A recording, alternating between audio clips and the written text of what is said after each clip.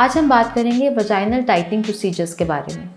Vaginal tightening procedures वो procedures होते हैं जो वजाइना के टिश्यू और मसल की टोनिंग और स्ट्रेंथनिंग में कंट्रीब्यूट करते हैं। ऐसे में वजाइनल ऑर्गेज्म भी कम महसूस होता है लेडी को, साथ में मेल पार्टनर को भी कम प्लेजर महसूस होता है। बहुत सारी विमेन हमारे पास आती हैं जिनको अपनी जेनाइटल पार्ट्स यानी जो वजाइना होती है वो देखने में सुंदर नहीं लगती है या सेल्फ कॉन्फिडेंस नहीं रहता है, जिसकी वजह से उनके जो पर्सनल रिलेशंस है उसमें प्रॉब्लम आती है। नॉन सर्जिकल ऑप्शंस में लेज़र थेरेपी, अल्ट्रासोनोग्राफिक थेरेपी और रेडियो फ्रीक्वेंसी जैसे थेरेपीज़ हमारे पास अब इवॉल्व हो चुकी हैं।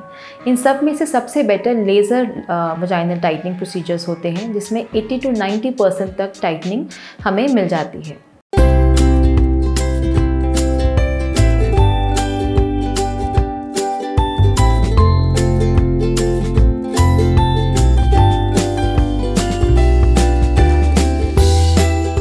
Hello everyone, this is doctor Pragya Gupta, practitioning obstetrician and gynecologist. आज हम बात करेंगे वजाइनल टाइटनिंग प्रोसीजर्स के बारे में। वजाइनल टाइटनिंग प्रोसीजर्स वो प्रोसीजर्स होते हैं जो वजाइना के टिश्यू और मसल की टोनिंग और स्ट्रेंथनिंग में कंट्रीब्यूट करते हैं। अब बात करते हैं इंडिकेशंस इन प्रोसीजर्स को किन में किया जा सकता है। सबसे इम्पॉर्टेंट है वजाइनल लैक्सिसिटी या वजाइनल लूजनेस। बहुत सारे बच्चे होने के बाद, स्पेशली नॉर्मल डिलीवरी के बाद, एजिंग यानी जैसे उम्र बढ़ती है, प्रोटीन रीमॉडल होता है, कोलेजन टूटता है, इन सब फैक्टर्स से आपकी जो वजाइना है वो लूज़ हो जाती है। जेनेटिक्स अगेन बहुत इंपॉर्टेंट रोल प्ले करते हैं वजाइनल लैक्सिसिटी या लूजनेस में। सेकेंड इंपॉर्टेंट इंडिकेशन है डिक्रीज सेक्सुअल ग्रेटिफिकेशन।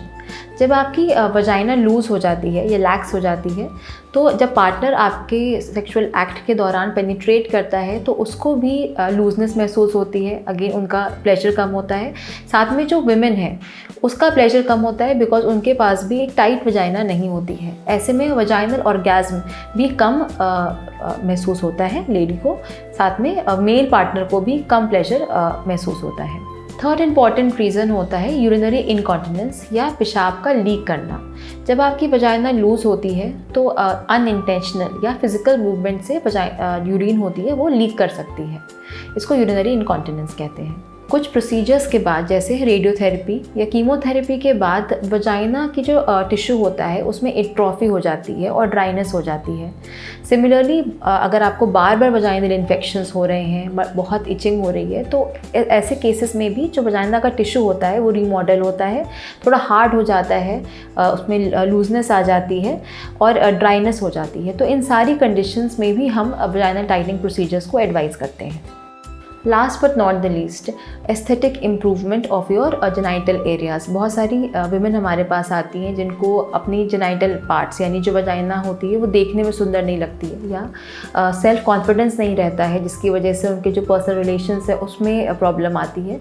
तो ऐसे लेडीज़ को भी हम वजाइनल टाइटनिंग प्रोसीजर्स एडवाइस करते हैं। अब बात करते हैं वजाइनल टाइटनिंग प्रोसीजर्स के बारे में।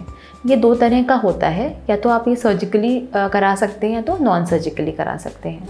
सर्जिकली में प्रोसीजर्स जैसे वजाइनोप्लास्टी या लेबियोप्लास्टी का इस्तेमाल किया जाता है, जिसमें सर्जरी के द्वारा आपके जो टिश्यूज़ हैं उनको रीमॉडल किया जाता है और आपकी वजाइना को टाइट किया जाता है, स्पेस को कम किया जाता है। नॉन सर्जिकल प्रोसीजर्स में आपके एक्सरसाइजेज आती हैं, जैसे कीगल एक्सरसाइजेज होती हैं, उनको करने से भी वजाइना में टाइटनेस बढ़ती है, लेकिन इसका रोल बहुत ज़्यादा नहीं देखा गया है इंडिकेटेड पेशेंट्स में। नॉन सर्जिकल ऑप्शंस में लेज़र थेरेपी, अल्ट्रासोनोग्राफिक थेरेपी और रेडियो फ्रीक्वेंसी जैसे थेरेपीज़ हमारे पास अब इवॉल्व हो चुकी हैं। इन सब में से सबसे better laser vaginal tightening procedures होते हैं, जिसमें 80 to 90% तक टाइटनिंग हमें मिल जाती है। लेज़र वजाइनल टाइटनिंग में आपके 4 से 5 सेशंस लगते हैं जो मंथली किए जाते हैं। Laser vaginal tightening one of the best modalities हैं आजकल वजाइनल टाइटनिंग प्रोसीजर्स में।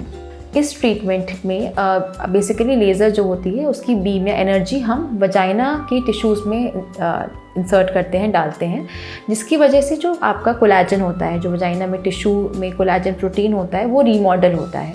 रिमॉडलिंग की वजह से आपकी जो वजाइना होती है वो टाइटन होती है, थोड़ी इसकी स्पेस कम होती है, टिश्यूज़ अपने आप को रीजनरेट करते हैं। इसमें आप देख सकते हैं कि हमने पहले वजाइना कैनाल के अंदर डायलेटर इंसर्ट किया है और अब हम इस डायलेटर के थ्रू लेज़र हैंड पीस को इंसर्ट करेंगे। जैसे ही लेज़र हैंड पीस अंदर जाता है वजाइनल कैनाल के थ्रू, हम अब इससे लेज़र मशीन को ऑन करके लेज़र की एनर्जी डायरेक्ट करना स्टार्ट करते हैं। थोड़ी थोड़ी देर पे हम इस लेज़र हैंड पीस को बाहर निकालते हैं। जैसे कि आप देख रहे हैं ये एनर्जी रिलीज़ हो रही है, यही एनर्जी वजाइनल टिश्यू की रीमॉडलिंग के लिए रिस्पॉन्सिबल होती है। आगे हम इसमें देख सकते हैं कि इन्होंने लेज़र की एनर्जी इंट्रोइटस के एरिया में, यानी कि बाहरी एरिया में यूज़ की है to remodel the introitus part of the vagina. जैसे कि आप देख सकते हैं कि टिश्यूज़ की रीमॉडलिंग हुई है और कैनाल का साइज़ कम हुआ है, यानी वजाइनल टाइटनिंग हो चुकी है। आई होप आपको ये इन्फॉर्मेशन यूज़फुल लगी हो। इसके रिगार्डिंग अगर आपकी कोई भी कंसर्न या क्वेरी हो तो हमें कमेंट में ज़रूर बताएं। मैं पूरी कोशिश करूँगी कि आपकी इस क्वेरीज़ का जवाब दे पाऊँ।